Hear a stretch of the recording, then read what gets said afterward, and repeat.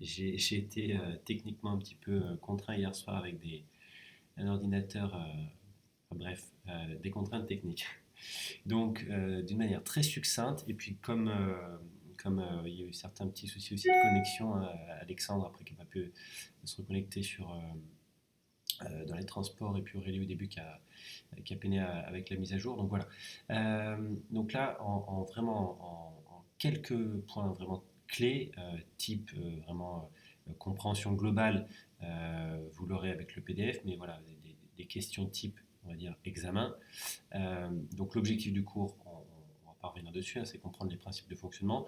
C'est les matériaux, enfin le compresseur, on est quand même sur un système sous pression à plus de 200 bars, 200 voire 300 bars. Un pneu, on voit un pneu qui éclate, ça fait quand même un certain bruit, et il est qu'à 3-4 bars, hein. Donc on imagine bien qu'il y a quand même des mesures à respecter. Il y a un échauffement comme ben, l'huile pour lubrifier, donc il y a aussi une sécurité à respecter à ce niveau-là. Donc voilà, comprendre les consignes de sécurité, le fonctionnement du compresseur, les temps de gonflage, hein, pour anticiper, et puis ben, avec la loi de Charles, savoir aussi comprendre voilà, pourquoi il y a un bloc qui va perdre en température quand on se met à l'eau ou quand on laisse refroidir le bloc. Donc ça, on va pas revenir dessus, hein. Même si la loi de Mariotte, P1V1 égale P2V2 est égale à une constante, on va s'en servir en ajoutant avec la loi de Charles la température. Donc là, on sera non plus sur P1V1, on sera sur P1, donc d'une manière raccourcie, simplifiée, on sera sur P1 sur T1 est égal à P2 sur T2, hein. Donc on enlève la partie des volumes.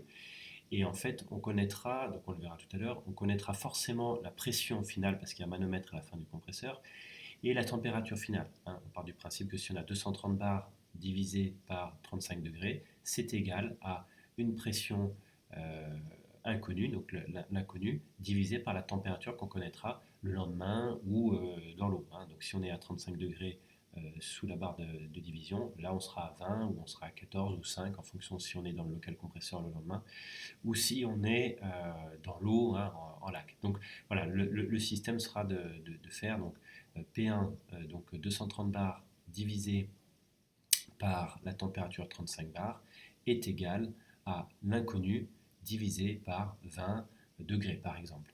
Donc ben là, il suffit de multiplier par 20 degrés donc cette partie-là, donc 230 divisé par 35 plus 273.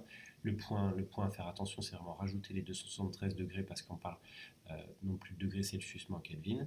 Donc 230 divisé par 35 plus 273 fois les, les 20 plus 273 et on aura la pression légèrement diminuée, donc de 218 bars, environ 218 bars. Il faudra que vous sachiez les reconnaître et identifier les points clés d'un compresseur. Donc on en a parlé, hein, vous l'avez sur la partie gauche. Qu'est-ce qu'un piston, qu'est-ce qu'un cylindre, une baie, un vilebrequin, etc. Okay.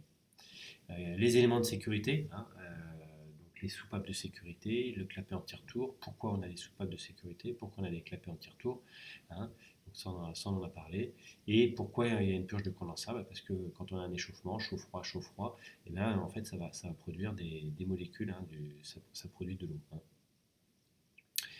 Donc en image, voilà, il faut que vous sachiez alors soit le reproduire ou au moins savoir le légender, hein. Si on vous donne les éléments qu'on a donnés juste avant, bah, où est le piston, où est le cylindre, où est le point mort haut à ce niveau-là, où est le point mort bas à ce niveau-là, la soupape d'aspiration, le clapet de refoulement, les refroidisseurs, les purges à condensat, le manomètre, la cartouche terminale avec les deux points à connaître à votre niveau, c'est surtout le tamis moléculaire et le charbon actif, hein. Donc tamis moléculaire en blanc, le charbon actif en noir. L'opcalite, c'est vraiment allez, un bonus de 0,25 points, sachant que c'est assez rare, hein. Mais par contre, le tamis moléculaire et le charbon actif, ça c'est vraiment des éléments de base à connaître. D'accord. Connaître aussi qu'on a un taux de compression qui est environ de 4 à 6, hein, donc c'est pour ça qu'on arrive de 1 bar à 6 bars à 36 à peu près 216, 230 bars à la fin. Et donc on a la loi de Mariotte, hein, le volume est important mais la pression est basse, le volume diminue mais la pression augmente, le volume diminue encore, etc. les éléments anatomiques du piston, encore pour bien reconnaître, le fonctionnement d'un manomètre, les clapets d'admission et de refoulement, pardon, les soupapes de sécurité, donc un ressort taré qui va plus ou moins déclencher l'échappement de l'air quand on dépasse la pression sollicitée, les clapets anti-retour, donc le principe de fonctionnement simple. Voilà. Ensuite, la compression, donc ça on en a parlé, hein, donc le mécanisme aspiration-refoulement, aspiration-refoulement, hein, donc mis en vidéo.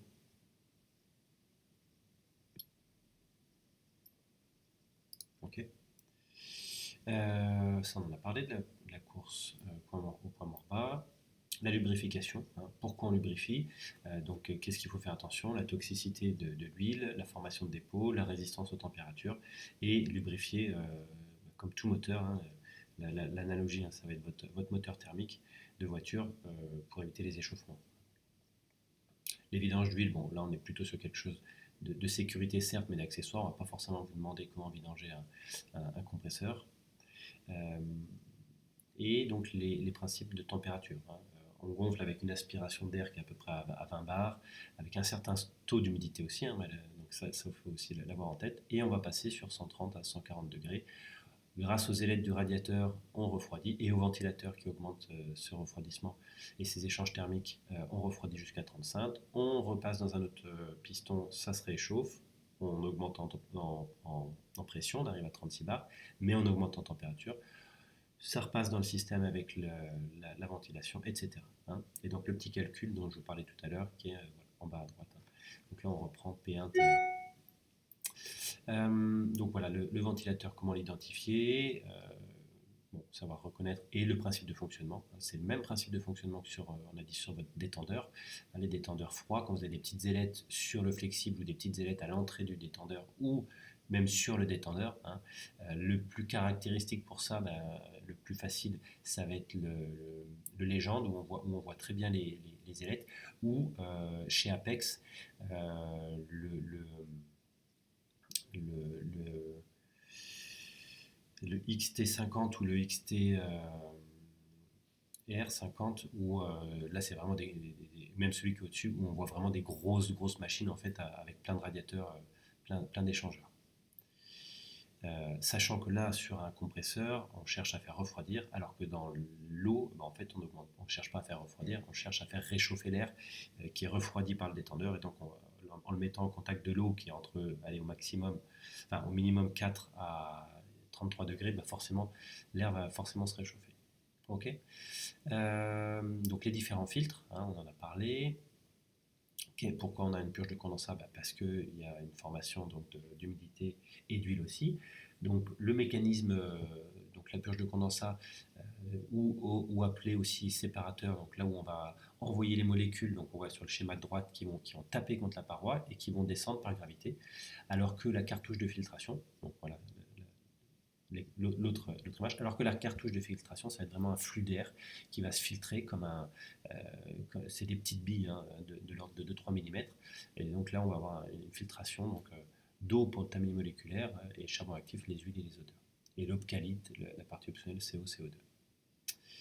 Voilà, deux images dont on avait reparlé, avec le séparateur intégré pour la partie d'image du milieu, ou le séparateur indépendant sur la partie de gauche, et puis donc la cartouche soit juste au-dessus, soit sur un autre élément. On retrouve ça donc sur l'image là c'est un compresseur Bauer, hein, avec l'image sur la partie 3 du système de filtration, et la cartouche, donc le séparateur qui est en dessous et la cartouche qui est au-dessus. Et si on regarde l'image de droite, on voit que si on enlève le bouchon, et bien on retrouve la cartouche sur le numéro 2. Voilà des exemples de filtration. Et puis donc on est en mesure de vous demander aussi des calculs. Là tout simplement c'est la station de gonflage. Est-ce qu'un compresseur, donc les points à faire attention à un compresseur 1000 m3, ça veut dire quoi? Ça veut dire 20 000 litres par heure. Et après, il suffit de diviser 20 000 litres par heure. Si on a un besoin de 15 000 litres, combien il faut, hein? Donc on divise, 20 000 litres divisé par 15 000, 15 000 divisé par 20 000, et ça va nous donner un chiffre à remettre ensuite en heures. Donc 2 heures, 2h15. On pour avoir les volumes complets, donc on multiplie 3 tampons fois 50 litres fois 300 bars, ça va nous donner un volume global. Et en fonction du compresseur, on a la vitesse de charge. Après, donc ça c'est la partie la plus simple. Après, si on a des tampons et qu'on a des blocs où il reste un petit peu de pression dedans, donc par exemple à 12 litres à 30 bars ou 15 litres à 50 bars, bah ça il faut l'ajouter donc à la réserve du tampon, donc 15 fois 50 bars, ça va nous donner un certain volume détendu. Et donc si on veut gonfler à 230 bars, 230 bars moins 50, voilà, ça va nous donner une certaine pression. Multiplié par 15, donc un certain volume aussi, et il nous manque ce volume-là, et bien on va le gonfler soit avec les tampons, soit avec le compresseur, et vous avez la méthode juste en dessous. Donc ça c'est des choses qui sont fréquemment demandées. Voilà d'autres exercices que vous pouvez refaire tranquillement. Les documents obligatoires, ça c'est à savoir aussi, liste des personnes habilitées, consigne d'utilisation du compresseur, consigne de chargement, consigne d'entretien. Les documents constructeurs et de sécurité. Et puis le régime TIV, ça qui doit être à savoir aussi, en fonction de si le bloc est inscrit ou non au club, une inspection visuelle annuelle et en fonction entre 2 et 6 ans pour les réépreuves. Et les pannes courantes, voilà, on va être sur quelque chose d'un peu plus annexe, mais ça peut être bien de connaître les pannes les plus classiques, donc des fuites ou des échauffements. Voilà. Voilà, donc j'espère que en quelques minutes, là, ça aura permis de refaire un point assez court et concis. Et, et voilà, avoir pu faire un petit résumé sur ce cours et faciliter bon, la révision en vue de l'examen.